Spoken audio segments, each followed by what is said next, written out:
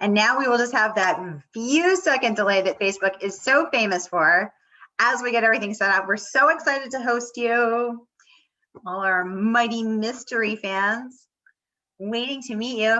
And we are live. Welcome, mighty mystery fans. I'm sorry we're running a few minutes late today. Facebook was being difficult, but we are here now, and I am thrilled to host Rose Carlyle, author of The Girl in the Mirror, all the way from New Zealand.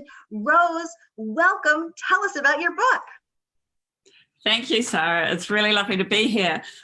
So my book, The Girl in the Mirror, is a thriller that poses a question, which is, if you had the opportunity to step into somebody else's life, maybe a life that seems far more glamorous than your own, would you take it? So it follows the story of twin sisters, Iris and Summer has always seemed to have it all. She's confident and self-assured. Iris just doesn't seem to be able to match her, even though they're identical. And they set off on a yacht journey, and a lot of strange things happen along the way. Well, I know I was immediately in, because who doesn't love twin sisters? I know I do. As we were tweeting on Twitter yesterday, I spent many, many years, an embarrassingly long number of years, wishing, yearning desperately to be a twin. So as soon as I saw this was a tale of twins, I had to have it, and I had to have you on the show. So we're so excited to have you. I just want to welcome everyone on Facebook. Yay, welcome. We're so excited you're here. If you've been here before, you know how it works. And if you're new, here's how it works. This is your time with this author. You can ask her anything about her writing, about her book, about New Zealand. This is your time. So go ahead and answer asking any questions that you have in the comments. My partner in crime, pun intended, my fellow author and friend, Margaret Pernard, is running things over on Facebook. So we're so excited to host Rose today. And while you're thinking of your questions, because I know it always takes me a minute, Rose, tell us how long it took you to write this book. It really didn't take very long, because I just felt like this story was pouring out of me. It was my sister and I came up with the idea together over lunch one day when we discovered that we both wanted to write a novel about identical twins.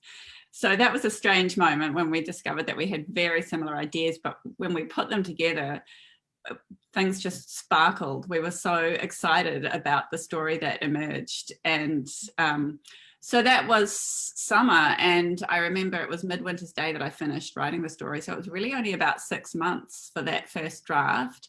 There's been a lot of editing since then, but it was really helpful that I always knew where this story was going, even though for a lot of the time that I was writing it, I was kidding myself that that was not where it was going to end up.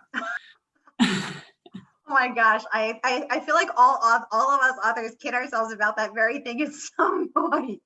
And I want to hear so much more about that, but I have to just share a few words of praise that this book has earned. Written with the chilling, twisty suspense of the wife between us and something in the water. The Girl in the Mirror is a seductive thriller about greed, lust, secrets, and deadly lies involving identical twin sisters. Liv Constantine, who's one of our Blaze authors, internationally best-selling author of The Last Mrs. Parrish and The Wife Stalker, calls it riveting from the first page with a final mind-blowing twist that you will never see coming. Wow. So how did you come up with that final mind-blowing twist that we will never see coming? It's a little bit difficult to talk about it, obviously, without feeling it. But yeah, my sister and I came up with it together, really. It was very strange. It was as though we were finishing each other's sentences. And Maddie and I are not twins. We don't usually have the same idea at the same time. In fact, we're very different. And I think when I was tweeting you about always wishing I had a twin, it's partly because I do have a sister, but we were so different that people wouldn't even believe we were related. So it came up in a conversation, and we were really excited and sort of shouting, and what if this happened, and what if that happened? And ever since then, we knew that that was going to be the ending, even though as I was writing, I was dreaming of probably about 12 other possible endings. And I kind of wished I could go back and write the same novel 12 times to explore all of those possible endings. Oh, I'm so glad to hear you say that, because I get overwhelmed by sort of I always say to my husband, who's a math and science nerd, the thing that I both love and loathe about writing is there is no right answer. You don't know when you've reached it. There's infinite possibilities, and I find that overwhelming. Like, so for I hear you say that, you have you can't stop thinking about the 12 possible other endings. I'm like, oh my gosh, I feel that, because I never know, which one to go with, because there's so many possibilities and none of them are the one, the answer. So I'm so glad to hear that you that you think about that and struggle with that as well. Well, I think that there is a best answer, isn't there? But sometimes you know it from the start, and sometimes you have to struggle with it for a very long time. A friend of mine actually wrote one answer to her book, and her critique partner persuaded her, no, you've got to write the other one, and that's what she did. So sometimes we need someone else to tell us that no, that ending is not the right one. But we know deep down. I think we know really deep down. And with this one, I was lucky that I knew from the start. I just tried to avoid it. Oh my gosh. Okay. I hear you. Again, I just want to welcome everybody on Facebook. Questions already pouring in. Catherine, one of our top community members. Hey, Catherine, always has the best questions. She says, what was the starting point for this book, that first idea that got you going? Well, it was actually that somewhat raunchy, maybe disturbing scene in the middle of the book. That was really the first thing that my sister and I started talking about, is what is really going on in that scene. And the more we talked about it, the more we thought that no two people on planet Earth are going to agree about what's happening, whether they think it's terrible or some people find it funny. It's sort of dealt with lightheartedly, but it does introduce some really disturbing ideas. And that scene ended up being right in the middle of the book, which was interesting because it feels as though we built backwards to get the start of the book, and then we built forwards to see what the consequences were of that behavior. I think you'll agree, it's some very bad behavior on some people's parts in that scene. Well, we love deliciously bad behavior here on Mighty Mystery Series. Nothing is tastier than that, am I right? Gail is saying, hi, Gail. Welcome, one of our top community members as well. Hi, Anissa. Hi, Andrea, Raquel. Everybody's saying hi. Welcome. And Rachel, so great to have you all. Catherine, again, asking, had you written with a partner before, or was this the first such book? Oh, Catherine, love it. I want to know that as well. Tell us. Do you usually work with a critique partner? Do you usually bounce things off your sister? Well, this is my debut, so I'm still figuring out how to do this. But Maddie and I were in the process of writing novels when we got together on that fateful day. It was almost exactly 3 years ago, actually. And we were both a bit stuck for various reasons. We had discovered that writing a novel is a lot harder than you think it is. And we'd been meeting up and comparing notes, but we'd really got to the point where we were both stuck. And I wasn't intending to write in such close partnership with Maddie, but it was the fact that we came up with the idea together. And I felt like I was lurching more towards writing a commercial book. So my first attempt at writing had been quite literary, and I knew that Maddie came from the other end of the spectrum. So I thought it was quite interesting to work with her like this. But I've continued to work with her because I'm writing a second book, of course. I love that. And I knew that this was your debut because Brittany had told me that, and I had read it, but I think I got distracted when I saw the two covers. But now, of course, I realized that's the American cover and the New Zealand cover behind you, right behind you. So I was like, I knew. Yeah, that's right. Yeah. And then there's two different books back there. Yeah, so this one's been on sale in Australia and New Zealand for 2 months now. It's actually been at #1 in New Zealand, which was incredibly exciting. And at the time that it came out, we had no lockdown in New Zealand, so I was actually able to have a launch, which was, I think I said to you, I feel like the only author in the world who's been able to have a full launch, like in the pre-COVID days. And then after that, we ended up locking down again because we had a small cluster emerge in Auckland.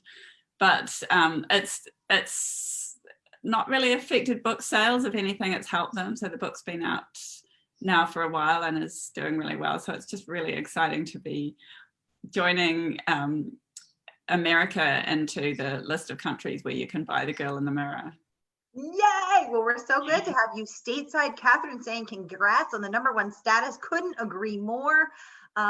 And Publishers Weekly here in the US raving that this is an assured debut. The intricate plot builds to a strong finale. Psychological thriller fans are in for a treat. Perfect, just in time for Halloween. Get that treat, the treat on the page. AJ Finn, #1 New York Times bestselling author of The Woman in the Window, raving ferociously entertaining, a novel like a triathlon, part evil twin thriller, part how done it, not who done it, how done it, or did she do it, part juicy family drama, drop knives out and Double Indemnity into the blender, shake some dead calm over the froth, power it on, and you've got a cocktail like The Girl in the Mirror, fresh, flavorful, and utterly intoxicating. Wow.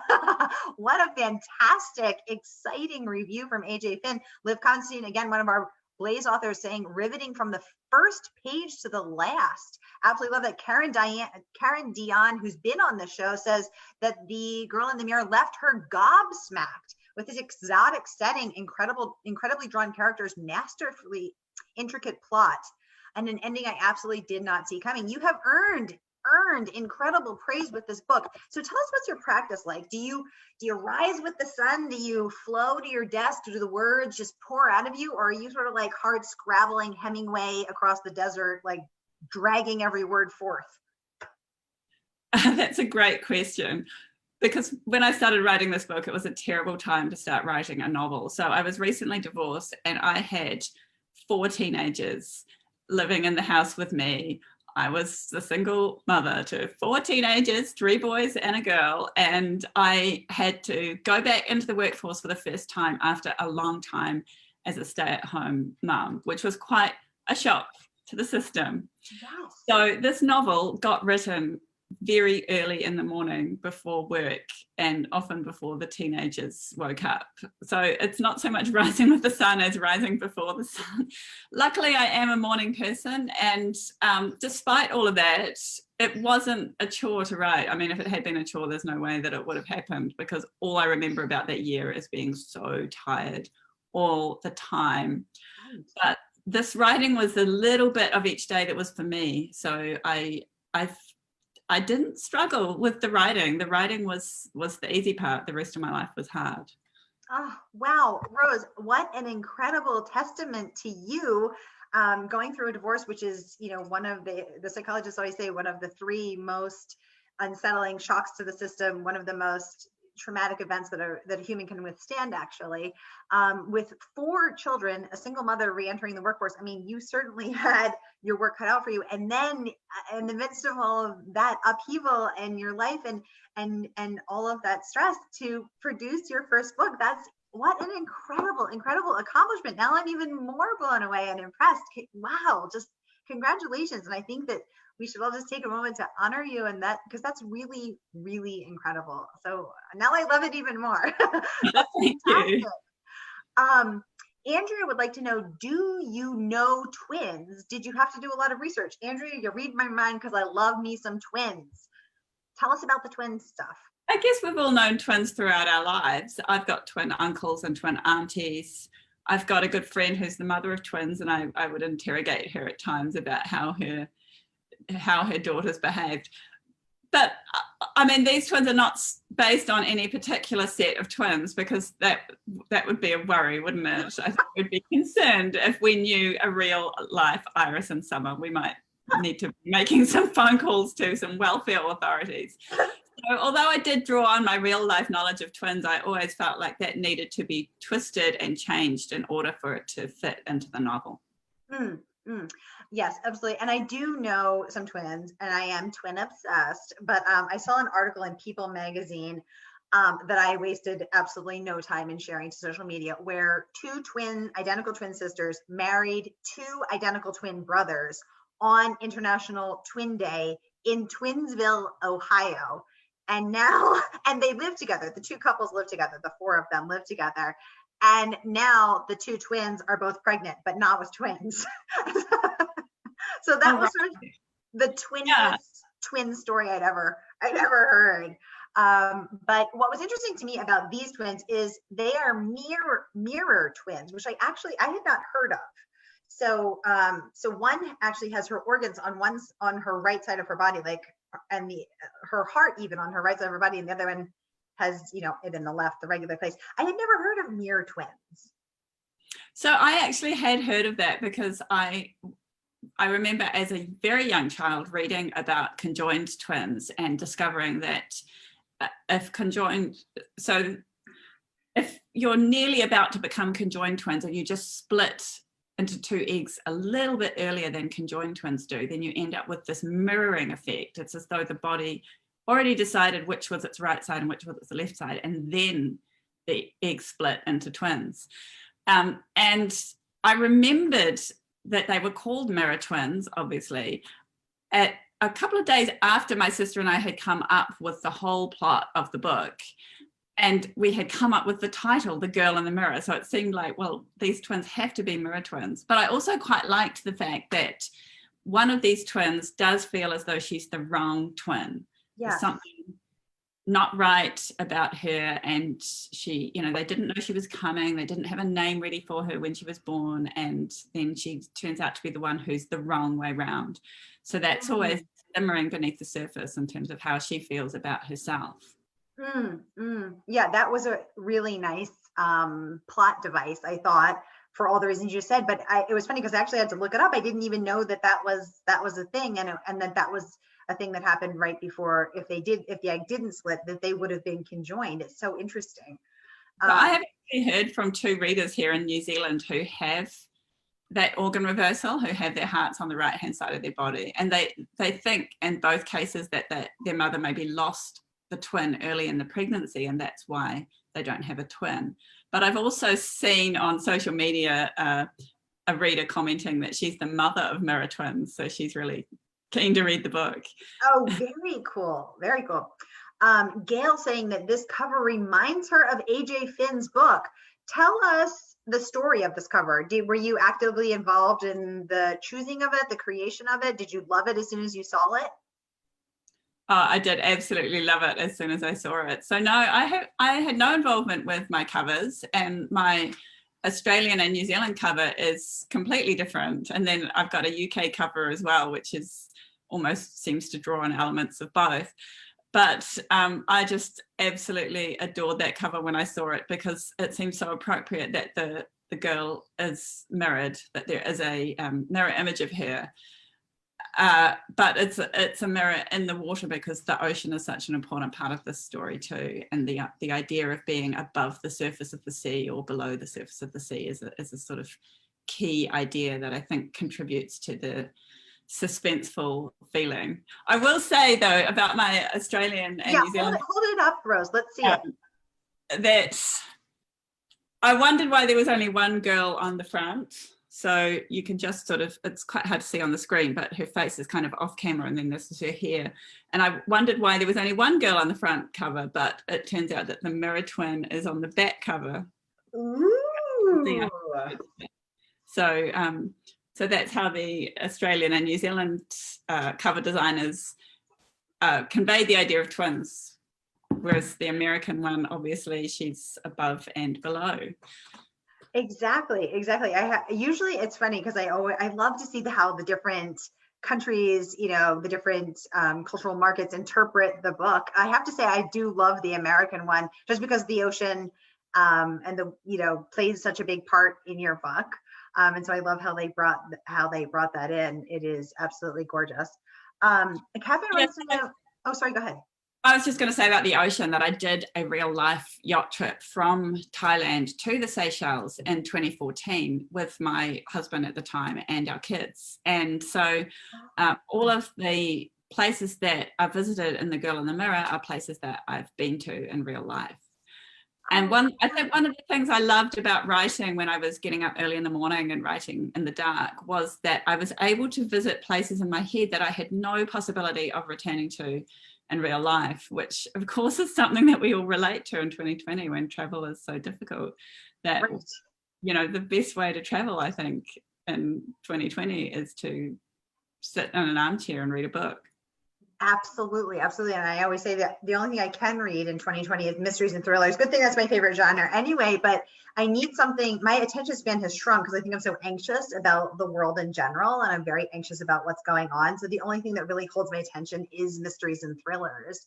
And so I totally agree. Just, sitting at home with a good book and a cup of tea and possibly a puppy, in my case, is what's going to get me through this.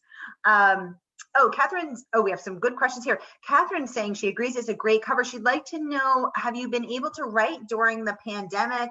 How has the experience of writing now been? Is it an escape or is it stressful? Oh, good question as always, Catherine.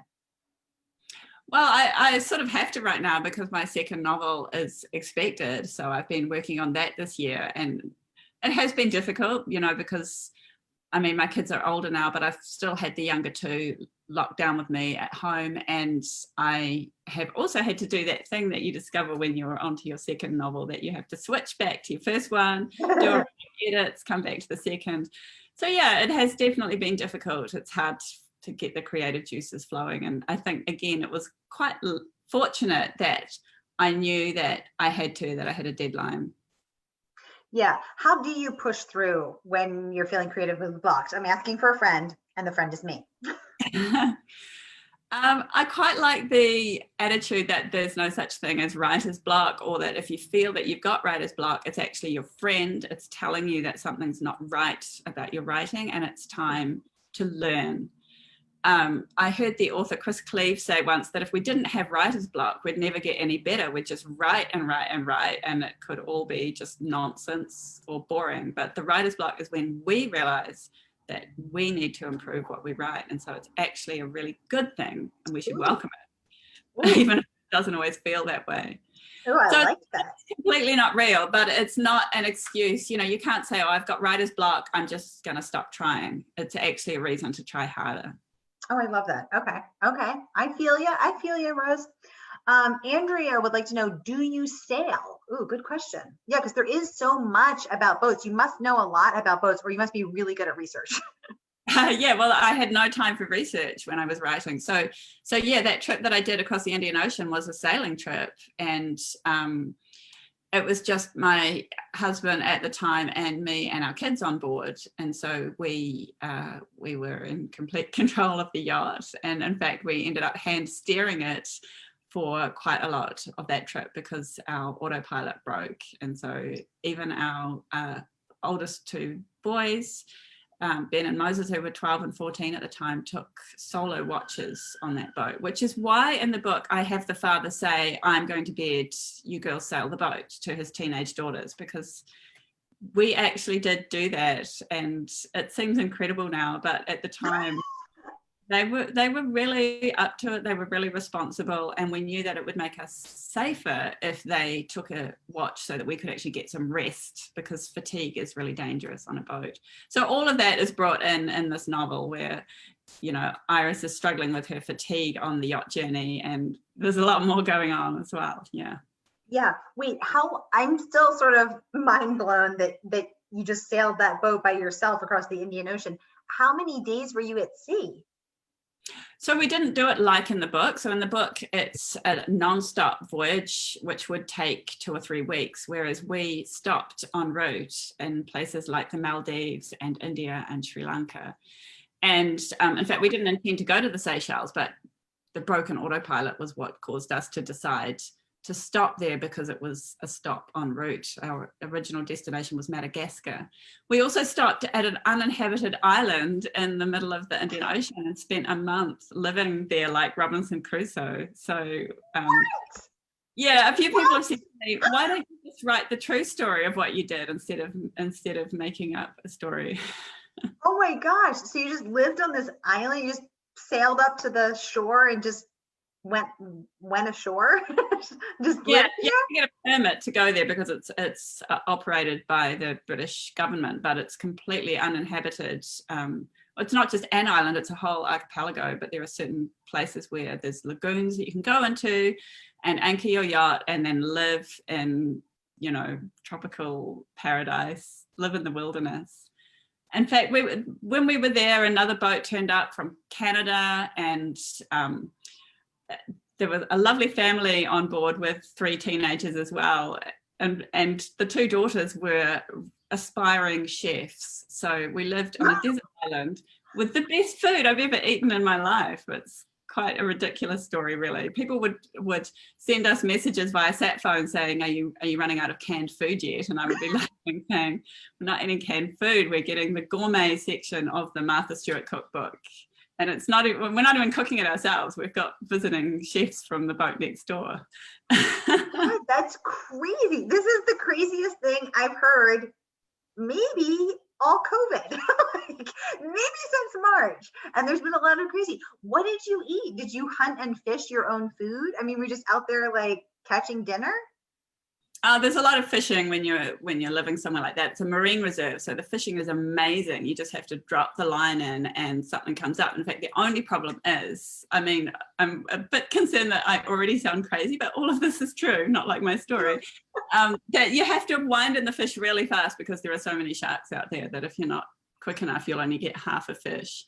But yeah, there's a lot, and there's coconuts on the land. And I mean, you do bring a lot of food with you, obviously. If you want to use your Martha Stewart cookbook, you have to have your flour and your sugar and your eggs. Right. Oh my God, wow. Rose, this is not the interview I was expecting today, but I'm loving every juicy second. Oh my gosh. So one of our other Mighty Mystery guests, Glenn Eric Hamilton, grew up on a boat. Like, he didn't have a house, like his family just had the boat.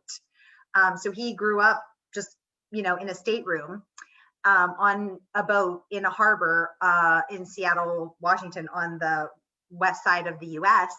And his family, when he was in high school, his parents sailed off to go sail around the world. But in the meantime, they just lived on the boat. But other than that, I never met anyone who actually just, did this. It's so brave, isn't it? Wait, so how long was it start to finish? We took about a year to get, well, we ended up in South Africa at the end of the year. So each country we went to, we would stop for about a month, which is usually how long you can get a visa for. And sometimes we would actually leave the boat in port and travel. Like in Sri Lanka, we traveled up into the highlands of Sri Lanka. So I feel like there's a lot more material for another book. Yeah, there's a lot more material. Am I the only one who's thinking of, maybe you sail up to the deserted island and then one of the other ships that sails up, maybe those people aren't so nice. Maybe it becomes a murder mystery island. Oh my God, Rose, this is amazing. Wow, that's so brave. I would not be able to do that. I would be so, I don't know, just out to sea. It sounds so scary, I guess, that long and that far out from the shore. I mean, to go from New Zealand to South Africa, that's a lot. Wow. The thing is that if you just came to a city for the first time in your life, you would probably be terrified crossing the road. So a lot of it is about understanding the risks and figuring out how we can mitigate the risks.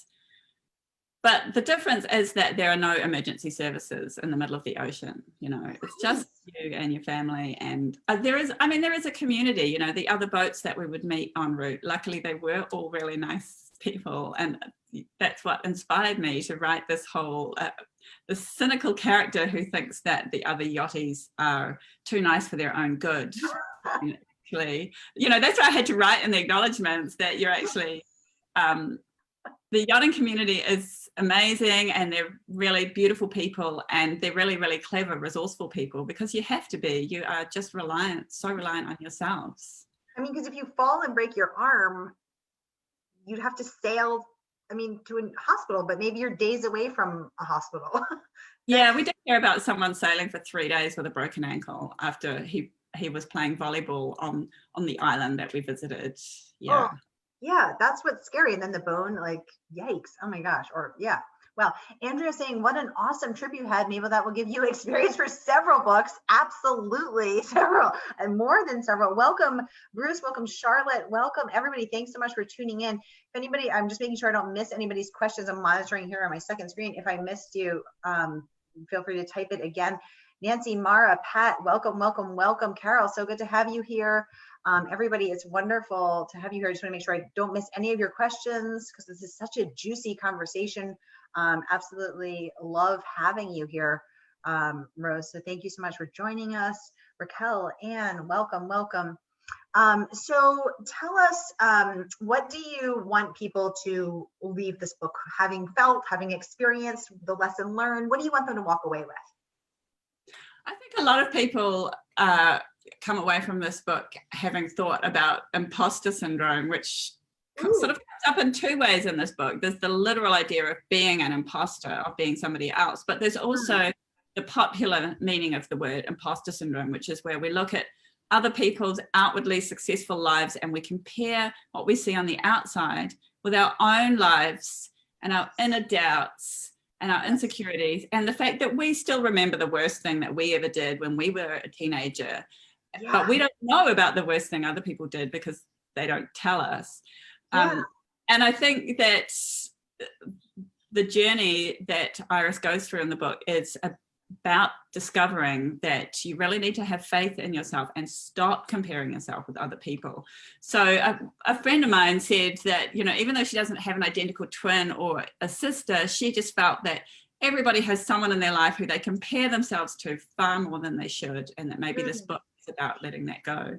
So I think that's where I started from, and the fact that it's a thriller kind of snuck in there unexpectedly. I love that. And it's so important. I'm reading so many studies. I've read so many studies and so many articles about how, exactly you said, the comparison makes us all feel real bad. Like makes us feel like everyone else is just perfect and having these great vacations and these great experiences and these perfect marriages and these beautiful, healthy, perfect kids. And, you know, and then this success happened and that success happened, and it can really start to feel like, you know, nothing happens for me and, you know, I'm a loser or whatever. And, yeah, so I think that this is such an important topic to address. And actually, I was hearing an interview on NPR, National Public Radio, here in the U.S., Rose, where they were saying that they actually had people scroll through other people's social media, and everyone is watching. You've got to try this because I tried it and it's crazy. So you scroll through other people's, you know, social, which is what we do every day. So you don't even skip that step. You know how that makes you feel. Then go to your page and just go through your posts for 15 minutes and look at your own highlight reel and then see how you feel. And in the study, everyone who did it boosted themselves up just by looking at their own because you're looking at your own greatest memories instead of just everyone else's greatest memories. And all of a sudden you start to think, I am pretty great. So everybody go try that after you finish this interview because it's really kind of crazy and cool. Andrea, I would like to know, what are you reading? Yeah, so I've been reading the books of some of the authors who have endorsed me, because I didn't even really realize I was writing a thriller, and I was not a big thriller reader. So then when I started to discover that these amazing authors had written endorsements of my books, I thought, well, these books are meant to be similar to mine, so I'll go and read them. So I read The Last Mrs. Parrish by Liv Constantine. I was particularly interested because Liv Constantine is a pseudonym for a pair of sisters who write together. And I'd seen a lot of people say that it had a similar premise. So I absolutely loved that book. And I was thinking, oh, I wish I'd thought of that idea. But some people say The Girl in the Mirror is like The Last Mrs. Parrish with sisters instead of friends. And I've also been reading Amy Malloy's book, Goodnight Beautiful, which came out a week ago. And that's a really interesting read. The twists totally got me, all of them. Yeah. Oh, cool. Okay. Excellent. I love hearing that. And again, we've had so many of them on the show, and it's so cool to see what a small, wonderful world it is. I just want to see if anyone has any last questions for Rose. Just go ahead and drop them in the chat box. And Rose, what is some writing advice that you'd like to share with all of us? Well, when people ask me this, I usually say what I've already said about writer's block, which is that you just have to keep writing. So I guess my advice would be to just write really regularly and set aside time for writing. So I heard one of New Zealand's top children's authors interviewed on the radio when I was just starting, and she said, give your best time to writing. And she had also raised 4 children and written a huge number of children's books, picture books, and all sorts of children's books. And that was really life-changing for me, because that was when I decided, right, it's going to be early in the morning, because I really am a morning person. My brain will be fresh, and I'm not going to write when I'm tired. Yes. Oh, I love that, because I think so often for so many of us, not just writing, but like everything, we give our best time to everybody else and everything else, and then we think, oh, and when I get all that done, I'll do the thing for me. But you're so right. We have to give ourselves that best time. Ah, I love that. The rest of my day flow so well, even though, I mean, the kids were getting 20-minute dinners whenever I could, because that was, I didn't have a lot of spare time, but it does make the rest of your day feel different when you're walking lightly because you've already done something special. Oh, when you're walking lightly, when you've already done something special. Oh my gosh, I love that. Oh my gosh, what a perfect note to end on. Rose Carlyle, what a pleasure to have you here on a mystery author series with our Mighty Mystery fans. Again, everyone, Rose Carlyle, the girl in the mirror, joining us all the way from New Zealand, sharing all of her real life adventures and on the page adventures. You can buy this book today through our very special partnership with bookshop.org, which supports independent bookstores. I want to thank my partner in crime, again, my friend and fellow author, Margaret Pinard, who is producing things, managing things over on Facebook. You're amazing, Margaret. Thank you so much. Rose, thank you so much for coming on today. And we can't wait to have you back when your next book comes out. Thank you. It's been a pleasure.